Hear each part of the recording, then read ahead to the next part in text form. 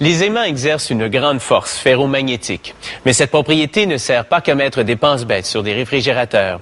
Les aimants contribuent aussi, entre autres, à faire fonctionner des moteurs et des génératrices. Ils peuvent être naturels, mais depuis 2 siècles, on les fabrique à l'aide de l'électricité. Depuis, ils exercent une grande force d'attraction. La force qui fait léviter ce globe terrestre est invisible. Pourtant, ce n'est pas de la magie, mais plutôt du magnétisme. Pour fabriquer des aimants, il faut d'abord créer un moule en sable représentant la forme des aimants. Ce modèle de 4 formes d'aimants est donc placé dans un dispositif qui le remplit de sable.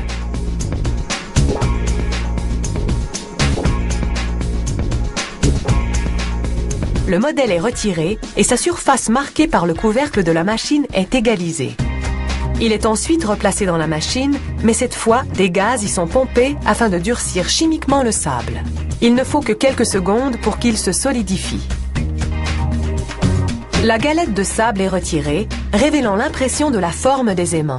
C'est maintenant un moule. Les aimants peuvent avoir de nombreuses formes et tailles, tout comme leur moule. On peut maintenant mouler les formes des aimants. Il faut du cuivre, du cobalt, du soufre, du nickel, du fer pur, de l'aluminium et du titane. Tous ces éléments sont placés dans un four à induction électrique. Celui-ci produit un champ électromagnétique pulsé qui atteint une température de plus de 1600 degrés Celsius, faisant fondre le tout en une sorte de bouillie.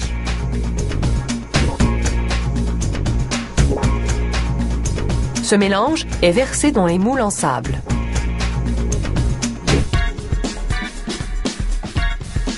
Ceux-ci prennent feu, car les gaz qui ont durci le sable sont hautement inflammables. Les moules enflammés sont acheminés vers une autre aire de la fonderie où ils sont projetés par terre. Ils sont ensuite brisés à l'aide d'une masse afin que l'air puisse y pénétrer pour les refroidir et permettre au gaz de brûler.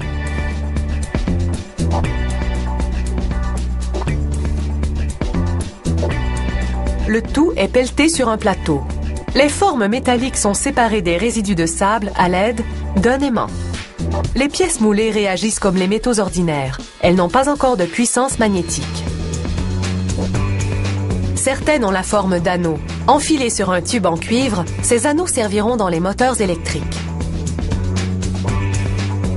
Le tube, orné d'anneaux, est placé dans un tuyau de diamètre supérieur. Il est ensuite centré en compactant du sable de silice tout autour. Le sable maintiendra les anneaux en position pour la prochaine étape.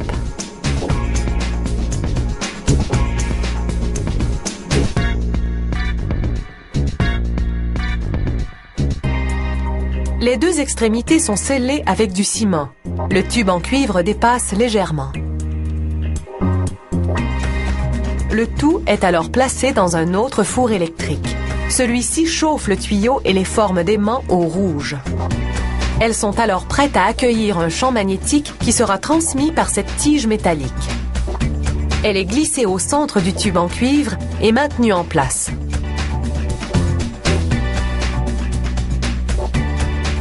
L'eau évite que le tube fonde, tandis qu'un fort courant électrique de faible voltage le traverse. Ce courant de forme cylindrique est important pour les aimants de moteur.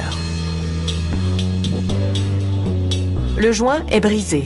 Le procédé a légèrement magnétisé les anneaux, mais surtout, il a orienté correctement le champ magnétique.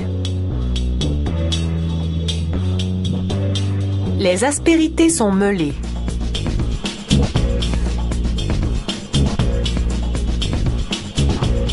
Pour l'instant, tous les aimants sont inutiles. Cette machine les rendra efficaces. Elle transmet une charge électromagnétique au métal, ce qui le magnétise.